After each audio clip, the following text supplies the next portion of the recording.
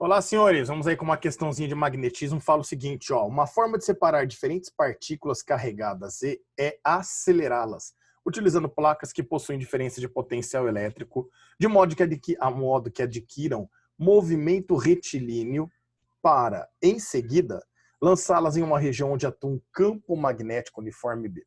Então, nas primeiras placas ali, senhores, ocorre uma aceleração em função da diferença de potencial que tem nas placas, gera-se um campo elétrico do maior potencial para o menor potencial. Pela FEC, lembra da FEC? A carga que está aqui com esse campo elétrico, aparece uma força nela que atua durante essa partícula, acelerando ela por ser a força resultante. Então percebe que a gente tem eletrostática e dinâmica para analisar aqui, né? Porém, essa partícula vem e entra nesse orifício, onde tem um campo magnético, que ele vai falar agora o que acontece, ó. Se o campo magnético atuar na direção perpendicular à velocidade das partículas, então já garantiu que o ângulo θ vale 90 graus para nós, né? Elas passam a descrever as trajetórias circulares e, dependendo das suas características, com raios de curvaturas diferentes. Aí a figura ilustra um esquema de um possível equipamento que possui funcionamento similar ao descrito. Nesse esquema, dois tipos diferentes de partículas são aceleradas a partir do repouso do ponto A. Descreve inicialmente uma trajetória retilínea comum e, em seguida, na região do campo magnético, ou seja, a partir desse ponto aqui, trajetórias circulares distintas. Considerando-se a situação descrita e representada na figura, é correto afirmar que, item A, ambas as partículas gastam o mesmo tempo para descrever a trajetória circular. Meninos, olha só. Quando a gente calcula o tempo para ela poder completar uma volta, é a chamada equação do período, né?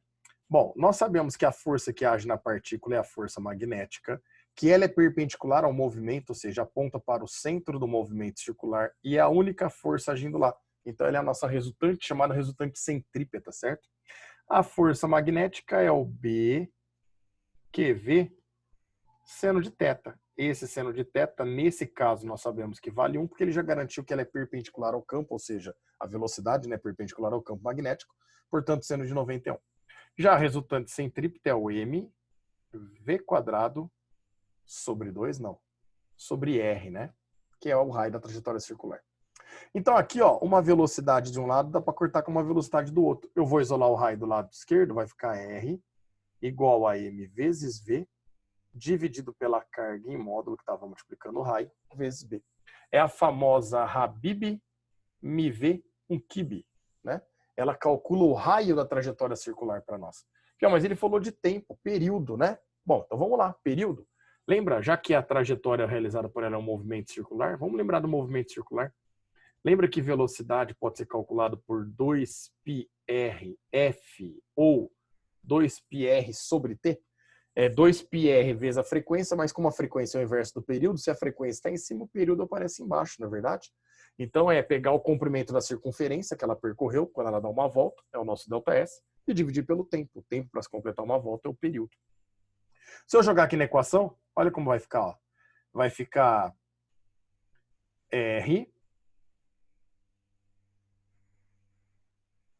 Eu vou passar o Q e o B que está dividindo para o outro lado multiplicando, tá?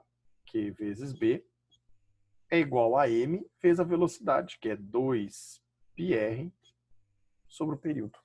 E agora eu percebo que o raio que eu tenho de um lado e do outro eu posso cortar. Aí o período D sobe multiplicando. E o Q e o B de novo, que a gente tinha levado para lá, volta para cá dividindo. Aí a gente vai chegar numa segunda equação que calcula o tempo para dar uma volta, né? Então olha só, aqui era o Habib, me veio um Kib, agora tacaram 2 pimentas no nosso Kib, certo? Essa é a equação que calcula o período dentro do magnetismo do movimento circular, meninos. Então olha lá, no item A, ambas as partículas gastam o mesmo tempo para descrever a trajetória circular? Vamos lá. Elas são partículas, separar diferentes partículas, né, carregadas. Eu não sei se as massas delas são iguais, eu não sei se as cargas delas são iguais. Então, falar que ambas gastam o mesmo tempo para descrever sua trajetória, eu não conheço a massa, eu não conheço a carga. A única coisa que eu sei que é igual ao campo magnético. Dependendo da relação massa e carga aqui, o período pode ser maior ou menor. Por isso que a gente não vai poder afirmar o item A. Beleza? Ambas as partículas possuem cargas elétricas negativas. Então vamos ver o item B? Olha lá, trouxe a mão esquerda para vocês aqui. Regrinha da mão esquerda, lembra? Faça. Deixa eu só voltar aqui, ó. Pronto. Faça. Bom no dedo indicador que está entrando no plano do papel, né?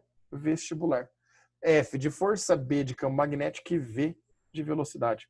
Se eu colocar a mão esquerda aqui, ó, vocês estão percebendo que o campo magnético, que é o indicador, está entrando na tela para nós? Ó, entrando na tela. A velocidade da partícula é para a direita, portanto, a força magnética é para onde aponta o dedão. A força magnética é para cima. Teoricamente, essas partículas deveriam ir para cima. Isso ocorre quando a carga dela é positiva. Se a força, na verdade, atuou para baixo, é porque essas cargas, tanto a 1 como a 2, são cargas o quê, meninos? Negativa para nós. Por isso que o item B está correto, né? A alternativa correta, então, tem que ser a B. Vamos ver a C? Olha lá. A partícula que possui maior carga possui trajetória com maior raio de curvatura. Percebo que raio de curvatura e carga são grandezas inversamente proporcionais. Então, quem possui maior carga deveria ter o menor raio de curvatura. Elas são inversamente proporcionais. Por isso que o item C está errado. Aqui deveria ser menor. E a última alternativa. A partícula que possui a maior relação massa-carga possui menor raio de curvatura. Quer ver?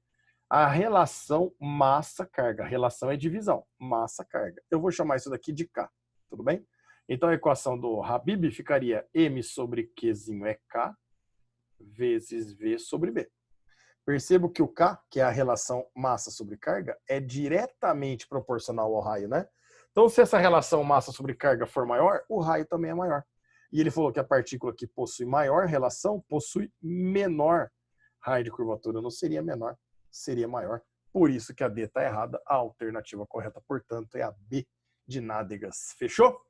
Grande abraço a todos. Se você curtiu, se inscreve no canal, deixa o teu like lá. Até mais.